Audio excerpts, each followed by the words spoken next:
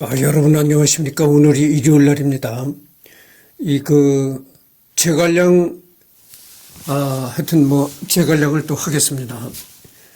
2026년 2월 8일 오전 8시 49분을 지나가고 있습니다. 그래서 여기 보면 이제 제갈량에 관한 관련 문서 여기를 할 차례죠.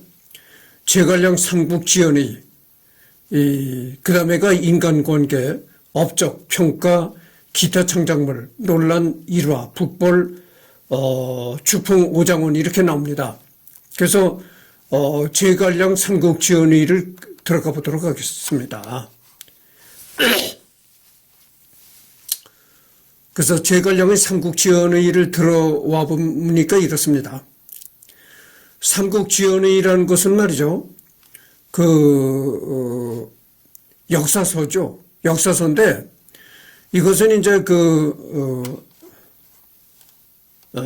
삼국지연의 이렇게 나왔네요. 4대 기서, 삼국지연의 수호전, 서유기, 금병매. 그다음에 4대 명전은 삼국지연의 수호전, 서유기, 홍루몽 이렇게 나옵니다. 그래서 이 삼국지연의라는 게 이렇게 나왔는데 삼국지연의란 책에 이렇게 도중에 이 그림이 들어가 있는데 그 삼국지연의에 들어가 있는 그림입니다. 그래서 이제 여기 보면 삼국지연의가 나관중이라는 사람이 쓴 것이고 일종의 소설이다 그죠. 역사 소설. 그러니까 여러분들 삼국지연의가 잠깐만요.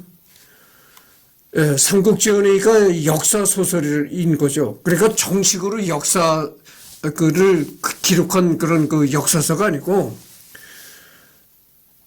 하나의 픽션이 들어가 있는 역사 소설이다 그거죠.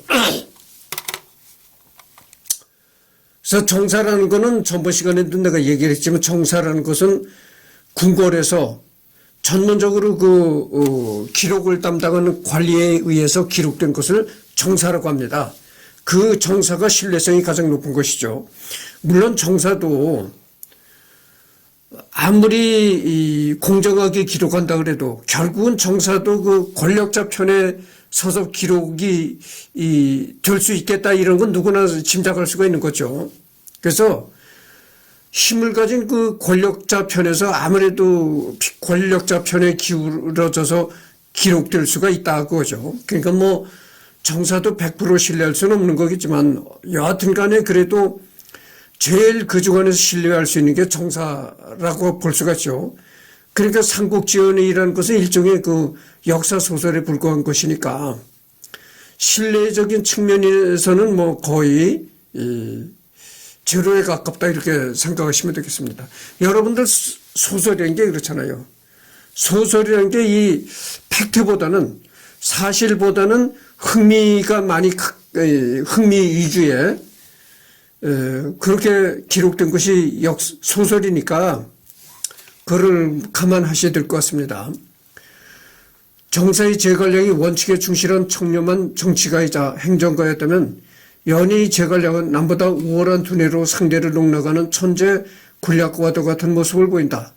초안지로 비교하자면 정사의 제갈량이 행정가로서의 소화에 가깝다면 연희 제갈량은 전략 전술이 천재인 한신에 가깝다. 재미있는 사실은 연희 제갈량보다 현실의 제갈량이 훨씬 힘든 일을 이뤄냈다는 것이다. 초군 생긴 지 얼마 안 된 나라라서 정치 체계가 필연적으로 불안정할 것임에도 그것을 엄청난 속도로 빠르게 안정화시켰다는 것이 그의 능력을 증명한 셈이다.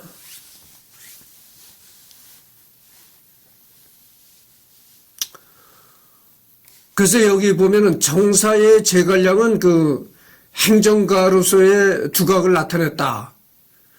그거 볼 수가 있는데 소설, 역사소설 연희 제갈량은 전략 전술의 천재에 가깝다. 이런 것이죠.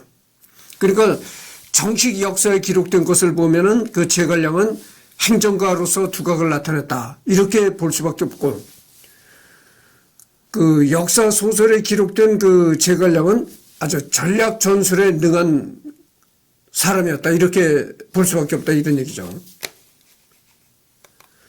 다만 연희 제갈량이 너무 유명한 탓인지 대중적으로 알려진 제갈량의 이미지는 천재적인 책사 이미지가 강하고 정작 실제 역사상에서의 뛰어났던 정치 행정가로서의 제갈량의 모습은 잘 알려지지 않았다는 문제가 있다.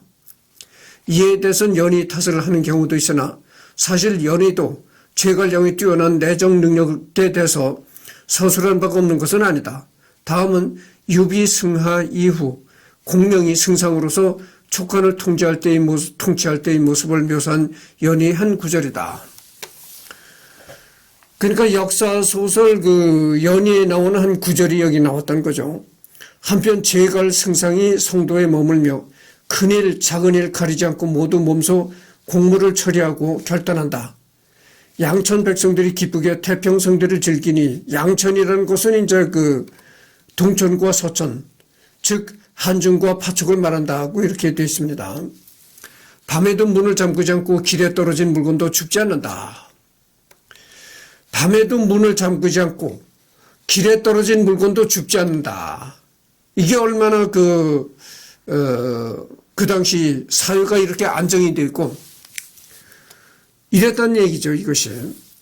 당이 열화에 잇따라 크게 풍년이 들어 늙은이나 어린이나 모두 배를 두드리고 노래를 부르며 날에서 노역을 시켜도 서로 앞다투어 부지런히 일한다. 이리하여 군수물자, 무기 여러 가지 쓸 것들이 완비되지 않은 것이 없다. 쌀은 곳간에 가득하고 재물은 고집에 들어찬다.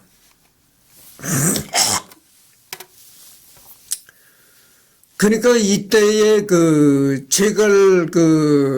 제갈량이 승상이라는 벼슬에 올랐을 때 이때 총나라의 경제가 이렇게 좀 풍요로웠다 이런 얘기죠.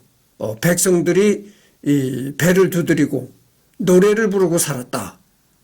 그러니까 경제가 얼마나 좋았겠어요. 삼국지연의 87회 남쪽의 도적을 정벌하러 승상이 크게 군사를 일으키고 천자의 군대에 항거하던 오랑캐 왕이 처음으로 잡히다. 물론 분량상으로 보면 아무래도 소설이다 보니 지루한 내정 파트보다는 흥미를 일으킬 만한 전투 파트가 많을 수밖에 없고 이 때문에 읽고 나면 내정 파트는 짧게 지나가는데 전투 분량만 길다 보니 제갈량의 이미지가 천재 책사 정도로 잡히게 된 것이라 볼 수 있다. 앞에서 말한 그 얘기가 여기서도 이제 내가 말한 그 얘기가 여기서 나오는 겁니다. 정사가 아니고 소설이다 보니까 재미 위주로 쓰여졌다고 하죠. 그래서 이제 제갈량이 내정에서 두드러진 행정가로서의 모습보다는 재미로 쓰여졌으니까 이런 전투에서 여러 가지 지략이 펼쳐지는 거, 그것만을 이제 부각시켰다. 이런 얘기죠. 어쨌거나 연희에서는 이릉대전의 줄초상 이후 후반을 책임지는 스타 캐릭터다. 사마의인은 당시에는 위나라의 장군 중 하나일 뿐인데다 안 그래도 조비에게 의심받아 혼자 활약하지도 못하고 크게 이곳저곳에 개입하기 힘든 데 비해 제갈량은 승상이라는 위치 때문에 엮일 이벤트가 상당히 많다. 삼국지연의에서 유독 제갈량이 지략면에서 세계관 최강자급으로 엄청나게 띄워지는 것도 어쩌면 이야기 후반부를 책임져야 할 주인공이기 때문인지라 필연적이었을지도 모른다. 이런 얘기입니다.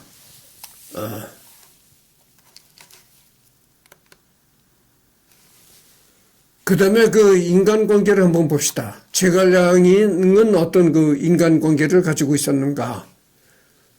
제갈량의 인간관계를 다루는 문서, 군신관계. 유비유선, 제갈량이 죽은 유비를 위하여 힘을 다한 헌신적인 충성은 유비가 살아있을 때뿐만 아니라 그의 아들 유선을 섬겨 생애를 일과하는 것으로 세상에 유명하다. 그 일은 제갈량이 위를 향하여 북벌의 군사를 일으켰을 때 유선에게 헌상한 출사표에 그 충절이 나타나 있다. 또 유비는 거병이 당초부터 유명한 관우와 장비와의 사이에 의형제에 준하는 약속을 하고 있었다. 즉 임협자 간에 이루어지는 매우 인격적인 맺음인 것이다. 이와 같이 당신은 개인과 개인과의 사이에 맺어지는 매우 인격적인 종적 관계, 즉 주종 관계가 사회 속에서 큰 역할을 하고 있었는데, 하나는 지금 본 임협 관계에서 오는 것이고, 이것은 지식인 사이에서도 그와 비슷한 관계가 보편적으로 있었다. 즉 사는 자기를 알아주는 자를 위하여 죽는다는 것으로 자신이 인격을 인정해 준 자로서 제자는 선생이 되어 아랫사람은 자신을 인정해 준 윗사람에 대하여 이후 오랫동안 헌신적인 충성을 다하였다. 이를 문생, 고리 관계라고 한다. 인류의 지식인인 제갈량의 경우는 유비를 둘러선 임협적 추종 관계와 삼구예를 가질 만큼 인격을 인정받는 데 대한 은혜의 감을 혼합 상황이 느껴지는데, 이윽고 유비의 사후 그가 승상으로서 촉한의 유지와 위에 대한 공격에 전심할 때 촉한에서는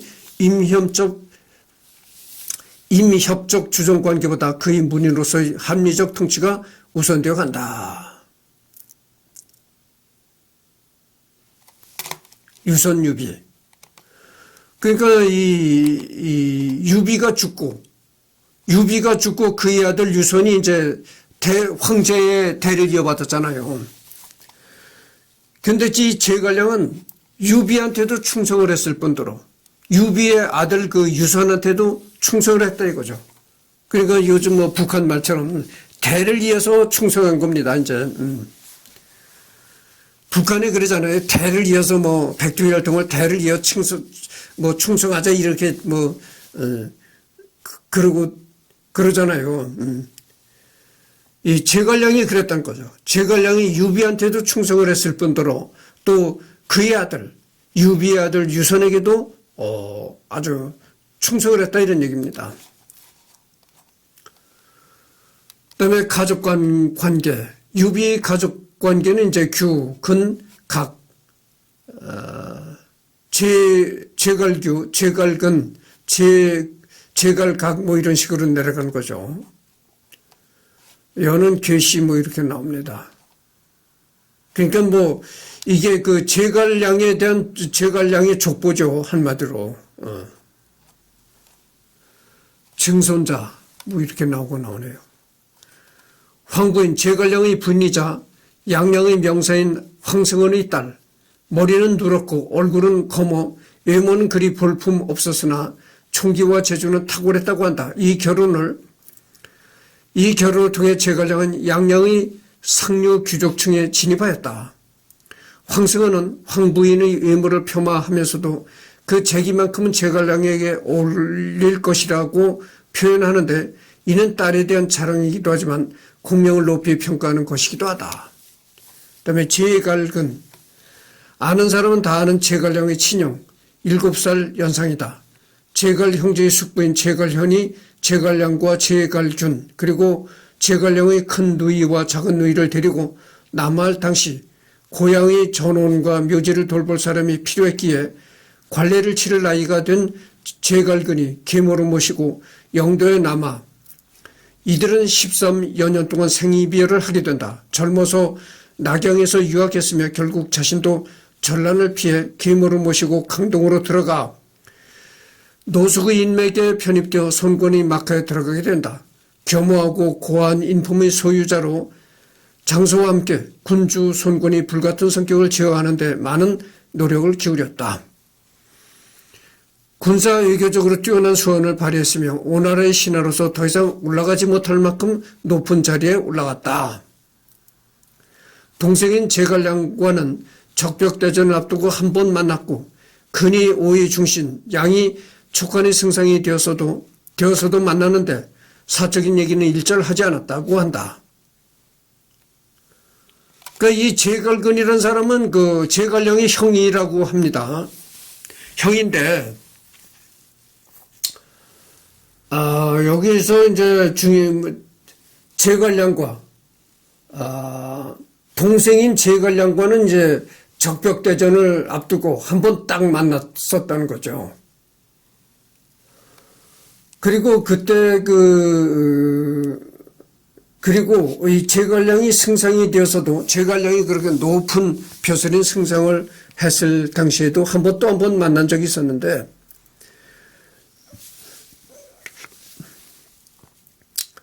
만났지만 그때도 뭐 집안 얘기라든지 사적인 얘기는 일절 하지 않았다는 얘기죠.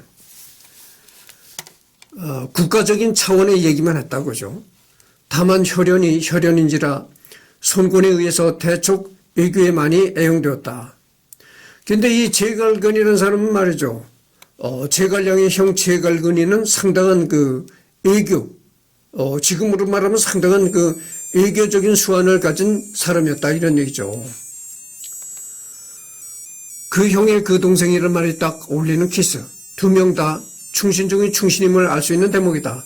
형주 소유권 분쟁 이전 제갈근은 차남 제갈교를 동생에게 양자로 보냈는데 이는 신의 한 수가 되었다.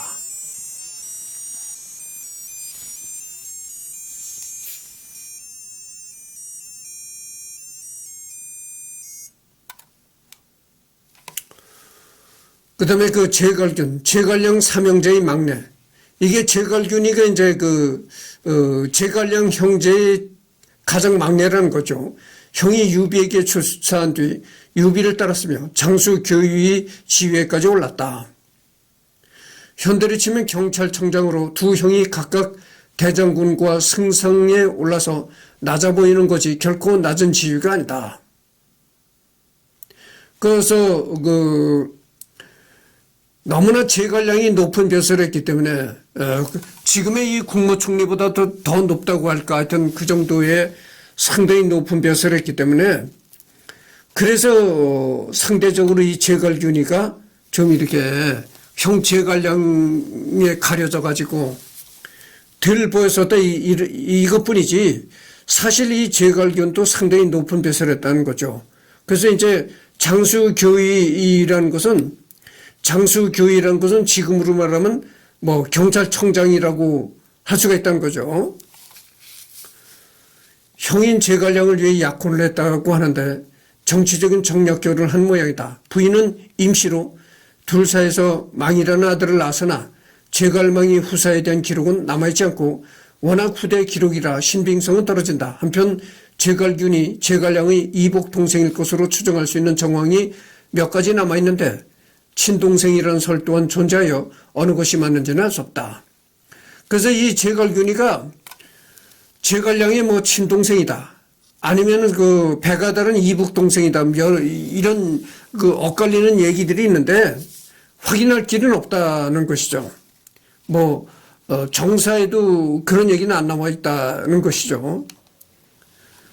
그 다음에 큰 누나는 제갈량의 큰 누나죠. 제갈량의 큰 누나는 계월, 계령 등으로 유명한 양양의 명문가인 괴씨 가문의 자제, 괴기와 결혼, 제갈량이 융중에서 밭을 갈며 공부를 할 당시 경제적 부분 등 이방인인 그가 양양에 정착하는 데 있어서 많은 도움을 주었을 것으로 추정된다. 다만 남편인 괴기가 위나라 소속으로 근무하다가 족장 맹달에게 패사했기 때문에 정치적으로는 적대 관계가 되었다. 그 다음에 작은 누나, 양양의 명문 귀족이자 명성 높은 선빈 방독공의 아들인 방산민과 결혼, 즉 방통의 사촌 형수 되시겠다. 언니와 마찬가지로 제갈량이 양양에 정착하고 공부하는 데 있어서 물심양면으로 도움을 주었을 것이라고 추정된다. 그러니까 이 제갈량의 큰 누나, 작은 누나가 제갈량이 공부할 때 아마도 두 누나가 많은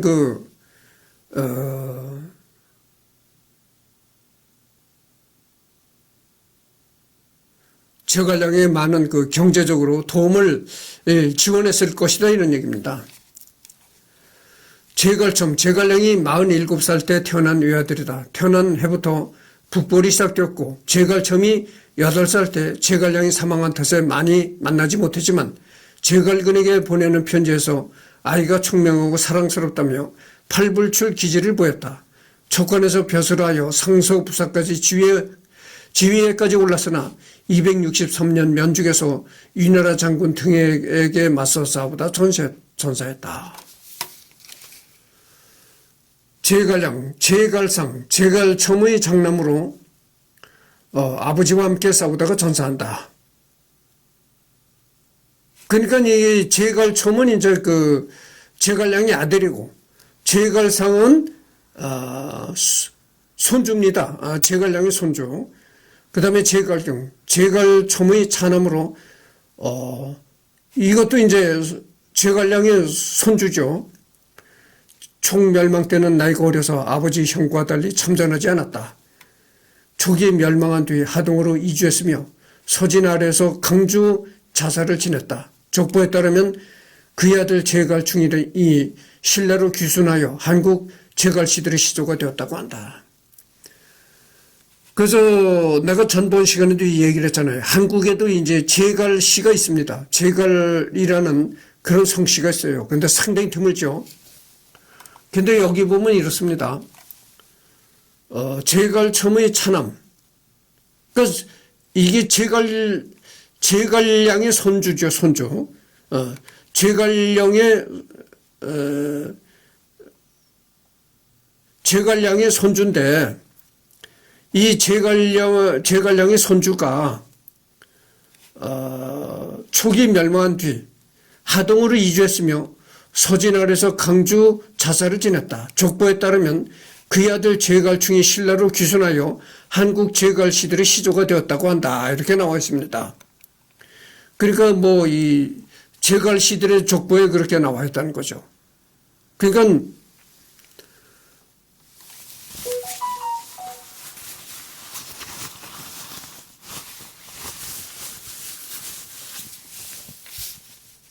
제갈량의 손주인데, 제갈량의 손주가 또 아들을 낳는데, 그게 이제 그 손주의 아들이, 그러니까 뭐 증손이죠, 증손. 제갈량의 증손이 우리나라 신라로 왔다 이겁니다. 신라. 우린 예전에 그 신라라는 나라가 있었잖아요. 신라 고구려 백제 삼국시대, 우리나라 삼국시대. 그때 제갈량의 증손이 우리나라 그 신라에 왔다는 거죠. 신라에 와서 살아가지고 그게 한국 제갈씨들의 이제 시조가 되었다 이런 얘기죠. 제갈근이 차남, 제갈량의 양자로 들어가 부마 도위에 올랐으며 그의 아들 제갈반은 임무장군을 역임했다. 제갈첨이 태어난 다음 해에 요절했지만 아들 제갈반을 남겼다. 내가 언젠가도 내가 얘기했지만, 이 한국에 지금 있는 족보들이 거의 90%가 가짜입니다. 그래서 제갈씨 집안에도 이 족보가 있겠지만, 진짜 족보는 거의 없으리라고 생각합니다. 다 이렇게 문중에서 이렇게 서로 베끼고 복사하고, 그래서 가짜 족보들이 이제 넘쳐나게 됐던 것이죠.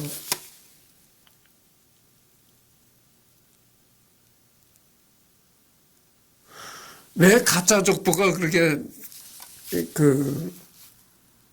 잠깐 좀 다른 얘기를 해드리겠습니다. 이건 제갈량과는 상관이 없는 얘기인데 들어보시오. 그럼 우리나라에 왜 그렇게 가짜 족보들이 많아졌는가? 응? 그럼 그 가짜 족보라는 걸 도대체 어떻게 만드느냐? 내가 이제 얘기를 하겠습니다. 진짜 족보가 있을 수가 없어요. 있어도 아주 상당히 드뭅니다. 그게 뭐냐면은, 첫째는 이 성씨의 역사가 상당히 오래지 않았어요.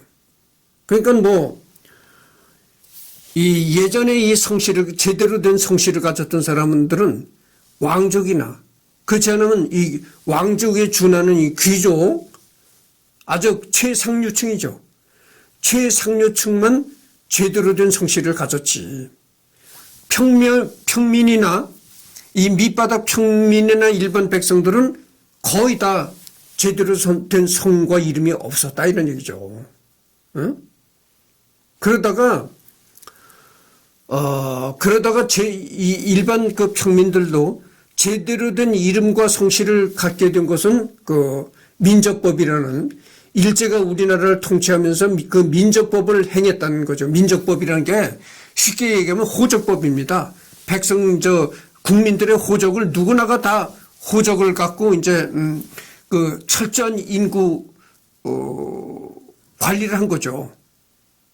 그래서 이제 그 민족법을 만들었다 이거죠. 일제치하에. 그때서부터 누구나가 다 성씨를 갖고 이름을 갖는 그런 시대에 돌입했다 이런 얘기죠. 그러니까 사실 이 성씨의 역사라는 것은 말이죠.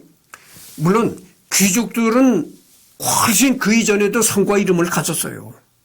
그러나 일반 백성들이 이 성과 이름을 갖게 된 것은 굉장히 역사가 짧다 이런 얘기죠. 그런 문제도 있고 또 우리나라는 이 굉장히 외세 침입을 많이 받았어요. 응? 아니 그렇게 외세 침입을 많이 받아가지고 왕도 목숨이 두려워가지고 막 피신하고 그러던 판이었었는데 일반 백성들이 그까지 그 일반 백성들이 아니 국가의 중요한 문서도 죽느냐 사느냐 하는 그런 판국에 국가의 중요한 문서도 다 분실이 되고 불타버리고 없어지는 판국에 일개 집안의 개인 족보인 그런 개인의 문서인 족보야 뭐 분실이 된다든가 불타 없어지는 거 당연한 거죠. 예전에 조선왕조실록이라는 게 있잖아요. 그러면 그렇게 외세 침입을 많이 받았으면서도 조선왕조실록이 어떻게 오늘날까지 고스란히 내려왔느냐. 그게 왜 그러냐면요. 이 조선왕조실록을 여러 군데 분산을 시켰어요. 여러 군데 사고를 지어가지고 사고라는 것은 한마디로 그 책을 저장하는 창고였다 그거죠. 이 사고를 이 조선 천지의 여러 곳에 분산시켰습니다. 이 조선시대 관리들이. 그래가지고 그 조선왕조실록이 제대로 된 남아있는 거예요. 응? 그렇잖아요. 저 강화도에도 조선왕조실록을 보관한 곳이 있었고, 강원도 저 오대산 월정사 부근에도 그게 있었어요. 조선왕조실록을 보관하는 사고가 있었다고 그런 얘기죠. 그게 이 조선 천지 여러 곳에 분산이 돼 있었어요. 그래가지고 그렇게 환란을 당하면서도 여태까지 조선왕조실록이 고스란히 이제 내려오게 된 겁니다. 그러나 국가 차원에서는 그렇게 철저하게 대비를 했다 하지만 개인이 어떻게 그렇게 철저하게 대비를 하겠어요. 거의 다 불타 없어지고 소멸된 겁니다. 그래서 진짜 족보가 있을 리가 없고 또 한 가지는 이 가짜 족보를 어떻게 만드느냐 내가 얘기를 하겠습니다. 예를 들어서 나는 지금 진주이시입니다. 경상남도 진주이시인데 내가 이걸 알아보니까 진주이시 종친회가 없어요. 여는 이시들은 종친회가 많은데 진주이시 종친회가 없더라니까. 없어요. 근데 제일 많은 게 이제 이시 중에서도 제일 많은 게 이제 전주이시라. 예를 들어서 내가 가짜로 생각해 봅시다. 전주이시다 하잖아요. 그러면 내가 지금 현재 족보가 없어. 야, 나도 어디 가서 내가 과거에 양반이었느니 우리 조상들이 어떻게 벼슬 했느니 흰소리 빵빵 치려면은 족보가 있어야 돼. 근데 이제 족보가 없거든. 그러니까 족보를 만들어야 되겠는데 어떻게 만드느냐. 종친회를 찾아갑니다. 내가 예를 들어서 전주시다 하면 전주시 종친회를 찾아가는 거예요. 종친회 사무실로 찾아간다 이거죠. 종친회 사무실로 찾아가가지고 종친회 간부한테 얘기를 한 거예요. 내가 족보가 현재 없는데 이 족보를 내가 전주시인 것만은 분명하다. 근데 족보가 없다. 족보를 좀 만들었으면 좋겠는데 좀 이렇게 알선해달라. 안내해달라 이런 얘기를 하면은 그 사람이 안내를 해줍니다. 그러니까 종친회에서 그거를 안내해준다 이거죠. 족보를 만들 수 있는 길을 안내해준다 이거죠.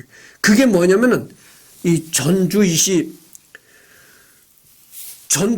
중에서도 과거에 그 벼슬했던 사람들이 있을 거 아니에요. 있습니다. 아주 많지는 않아도 있다 이런 얘기죠. 그러면 그 사람들을 소개시켜준다 이거. 근데 과거에는 조상들이 벼슬해서 잘 살았는데 현대 와서 현대의 자손들이 족보는 가지고 있는데 맨날 길길 메고 살아. 아주 가난하게 산다. 그러면 야 그렇게 가난하게 맨날 생활고에 시달리지 말고 족보가 없어서 지금 족보를 만들겠다는 사람이 있으니까 족보를 팔아라. 그 사람한테 족보를 1,000만 원 달라고 그 사람이 1,000만 원을 얘기를 한다. 족보를 만들게 해주면 1,000만 원을 주겠다고 하니까 니네들 그 족보가 그까지 그 족보나 가지고 쫄쫄 굶으면 무슨 소용이 있느냐. 그 사람한테 1,000만 원 받고 팔아라. 이렇게 이제 서로 연결을 시켜준다 이거죠. 그러면 족보를 판다고 해서 그 사람 그 집에 가서 그 족보책을 가지고 나오는 것이 아니고 필사를 하는 겁니다. 사본을 베끼는 거예요. 베끼는데 문제가 이런 문제가 있습니다. 전주이시 시조부터 전부 다 베끼는 겁니다. 똑같이 베끼는데 어느 시점에서는 베낄 수 없는 부분이 있어요. 그게 뭐냐면은 증조 할아버지 전까지는 베낄 수가 있는데 증조 할아버지서부터는 이건 베낄 수가 없는 거야. 그렇잖아요. 응? 아니 증조 할아버지도 가까운 조상이라고 할 수 있는데 어떻게 베낍니까? 그러니까 증조 할아버지서부터는 자기 증조 할아버지 이름을 거기다 기록하는 거야. 응? 그러니까 아주 먼 조상은 전주이시라는 그런 이름만으로 공유할 수 있다 그죠. 공유가 가능한 조상인데 증조 할아버지 정도 되면 공유할 수 없는 조상이다 이거죠. 그러니까 그때서부터 자기 증조 할아버지 이름을 거기다 집어넣는다 이거죠. 응? 그러니까 증조 할아버지 전까지 그 조상은 그대로 비끼는 거야. 그리고 증조 할아버지 정도서부터 그때서부터 자기 조상의 이름을 적어 놓는다 거죠. 그래서 족보를 만드는 거야. 응? 그러니까 이 족보가 족보를 베끼고 족보가 족보를 베끼고 계속 그렇게 나오가는 거야. 응? 그래서 내가 방금 전에 얘기를 했잖아요. 또 한 번 얘기합니다만은 증조 할아버지 전의 조상까지는 서로가 공유할 수 있는 조상이야. 응? 같은 전주이신데 뭐. 그러니까 증조 할아버지 전까지는 그냥 먼 조상은 다 공유할 수 있는 조상인데 공유할 수 없는 조상이 이 증조 할아버지에서부터는 그건 공유할 수 없는 조상이다. 그때서부터 자기 이 증조 할아버지 이름을 거기다 집어넣는다 이런 거예요. 그게 가짜 족보야. 그러니까 그렇게 족보가 퍼지는 거야. 여러분들 왜 족보를 만드는 그 심리가 뭐냐면 이런 게 있어요. 그래서 내가 지금도요 족보 없는 사람들도 정치인에 찾아가서 그런 얘기를 하면 내가 1,000만 원을 줄 테니까 족보 팔 사람을 좀 안내해 달라 이렇게 얘기하면 안내해 줘요. 연결을 시켜준다 이거죠. 그러니까 뭐 족보 그까짓 거나 가지고 있어 쫄쫄 굶는데 1,000만 원이면 큰 돈이라잖아요. 1,000만 원, 2,000만 원 그렇게 줄 테니까 족보를 팔아라 이런 식이 되는 거예요. 그러면 이렇게 연결을 시켜서 그 집에서 족보를 가지고 나오는 것이 아니라 베끼는 거죠. 그 족보를. 그리고 그럼 왜 이렇게 가짜 족보를 만들었냐. 여러분들 지금 그 유튜브가 유행하잖아요. 지금 유튜브가 얼마나 유행합니까? 너도 나도 유튜브를 하고 야단들이잖아요. 똑같다 이거야.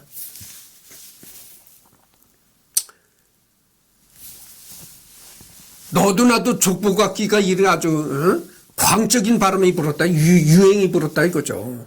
아니 족보는 가지고 있어야 어디 가서 나는 뼈대 있는 자손이라. 어깨 딱 힘주고 나는 뼈대 있는 집 자손이다 이렇게 하고 다니지. 족보가 없으면 개나 소나 다를 바가 없어. 그러니까 웬만하면 사람은 족보를 만들어야지.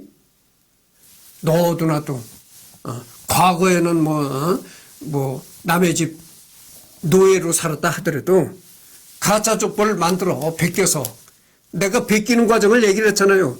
베껴가지고 가짜 족보를 만들어가지고 야 나도 이제 예전에 이렇게 뼈대 있는 가문에 살았노라 이래 어디 가나 이제 이런다 이거죠. 프라이드가 높아진다 이거죠. 그래서 그런 연유 때문에 너도 나도 이제 족보 만들기 아주 유행처럼 번졌다 이거죠. 그래서 이 한국에 있는 족보들이 거의 다 가짜입니다. 90% 이상이 가짜예요.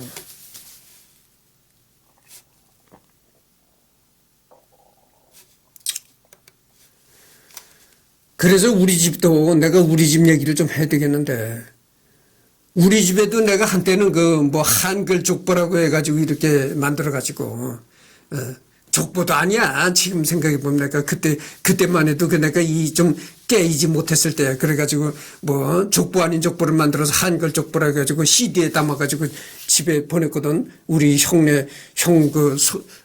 조카들이 사는 집에다 보냈는데 그래서 내가 어느 날 그래서 야 그게 가짜 족보다. 그거 버려라.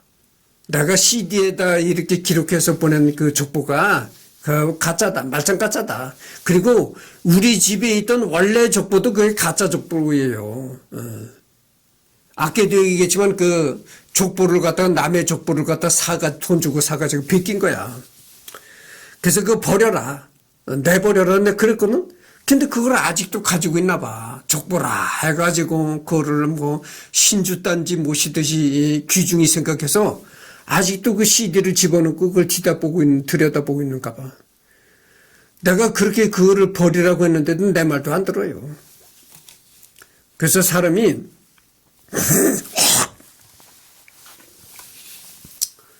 이 공부한다는 게 그래서 중요한 겁니다. 사람이 공부를 해야 제대로 된 이 사회에 제대로 된 걸 알 수가 있어요. 족보다 하면 무조건 그게 뭐 중요한 문서인 줄 알고 신주단지 모시듯하고 더군다나 요즘은 한글 전용 시대가 돼가지고 한글만 찍찍 이렇게 쓰다가 야 아주 창호지가 누렇게 색이 바른 그런 아주 오래된 것 같은 노란 창호지에다가 붓글씨로 한자로 이렇게 쓴 걸 보고 야 이게 진짜로구나 이렇게 느낄 수가 있다 이거죠. 그게 다 가짜다 이거예요. 응? 그렇잖아요. 한글만 배운 사람들이 딱 한글만 배운 지금 젊은 사람들 한글만 배운 사람들은 딱 아주 노인이 나타나가지고 붓글씨로 딱 이렇게 한자를 쓴 것을 보면 야 이렇게 된다 거지. 뭐 그 문장의 내용이 어떻게 됐든 간에 내용을 알든 모르든 간에 창호지에다 딱 붓에다 먹물을 묻혀가지고 딱 쓰면은 야 이렇게 된다 이런 얘기지. 감동을 표한다 이거지. 그런 식이 된 거야. 그러니까 뭐 때가 꼬질꼬질한 오래된 창호지에다가 붓글씨를 한문으로 쓴 거니까 야 이게 뭐 대단한 문선모예요 이렇게 생각하는데 그게 다 가짜다 이거죠.